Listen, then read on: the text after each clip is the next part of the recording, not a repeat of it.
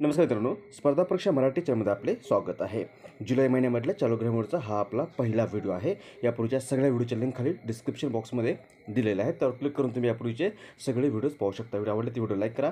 Channel आतापर्यंत subscribe केलं नसेल तर चॅनल सबस्क्राईब करा. आता आपण आजचा व्हिडिओ सुरू करूयात. आजचा आपला पहिला प्रश्न आहे, खालीलपैकी कोणता दिवस आंतरराष्ट्रीय उष्णकटिबंधीय दिन म्हणून साजरा करण्यात येतो? याचं बरोबर उत्तर आहे पर्याय क्रमांक 3, 29 जून.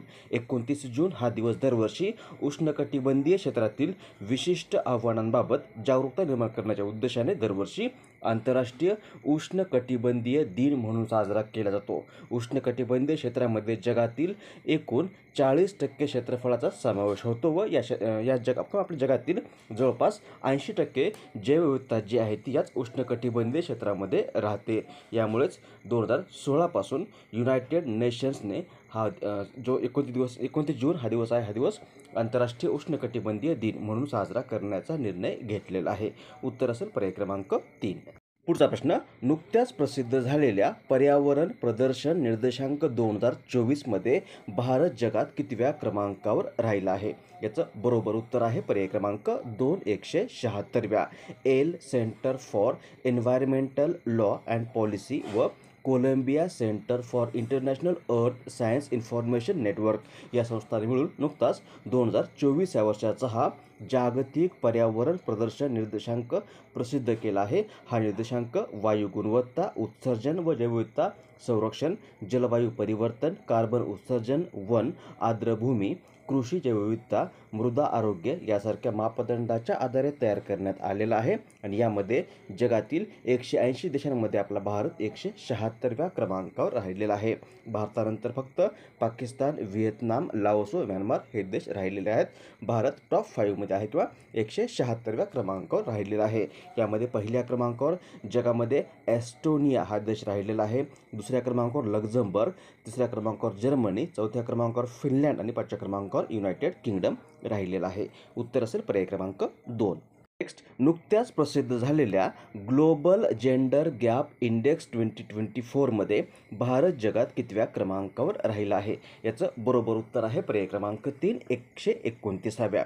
ग्लोबल जेंडर गॅप रिपोर्ट हा निर्देशांक वर्ल्ड इकॉनॉमिक फोरम या संस्थेकडून प्रसिद्ध करण्यात येतो. वर्ल्ड इकॉनॉमिक फोरम ही एक आंतरराष्ट्रीय गैरसरकारी सल्लागार संस्था आहे.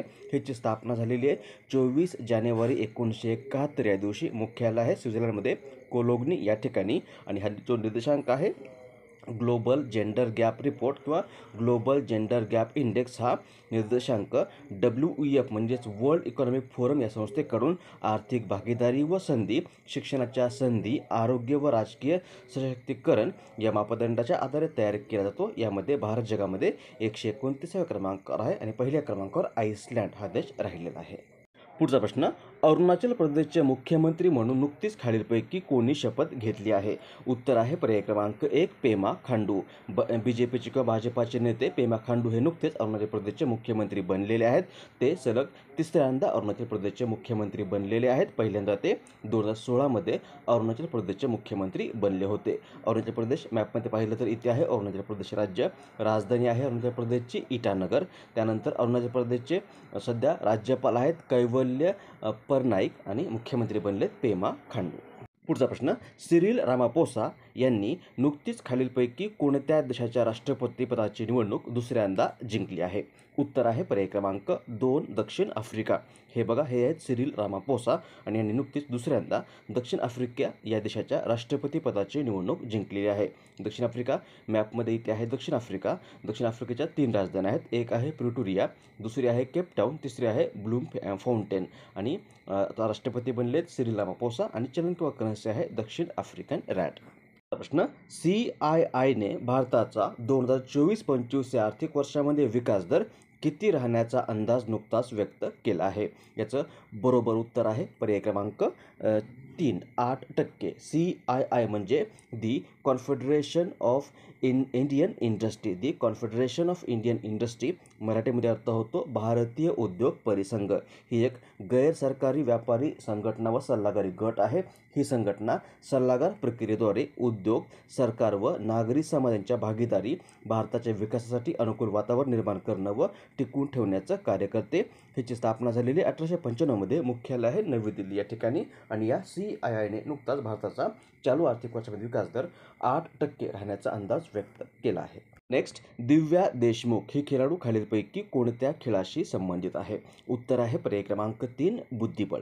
इमेज बघा, ही आहे दिव्या देशमुख, भारताची महिला ग्रँडमास्टर व बुद्धिबळपटू. आणि हिनं नुकतंच जून 2023 मध्ये गुजरात या ठिकाणी संपन्न झालेल्या, गुजरातमध्ये जून महिन्यामध्ये संपन्न झालेली एक स्पर्धा आहे. त्या स्पर्धेचं नाव आहे गुजरातमध्ये गांधीनगर या शहरामध्ये गिफ्ट सिटी क्लबमध्ये ही स्पर्धा आयोजित केली होती.